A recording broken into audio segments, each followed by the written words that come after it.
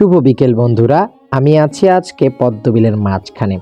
যদিও পদ্মবিলের মাঝখানে হাঁটার সেরকমভাবে সুযোগ নেই, তবে চারপাশের দৃশ্য সত্যিই মনকে মুগ্ধ করে তোলে। দেখুন, একদিকে সেই সূর্য ডোবার সোনালি আভা, জল, আকাশ সব মিলে যেন একাকার অবস্থা। আর এই জায়গাটাকে কিন্তু স্থানীয়রা পদ্মবিল নামেই চেনেন। বিল জুড়ে একসময় হয়তো অনেক পদ্ম ছিল, কিন্তু এখন তা তুলে নেওয়া হয়েছে। তবুও এই এত সুন্দর জলাশয় এবং সবুজের সমারোহ মনকে অন্যরকম এক শান্তি এনে দেয়। আপনারা দেখতে পাচ্ছেন এই বিলের কিনারে পড়ে আছে একটা ছোট্ট ডিঙি নৌকা।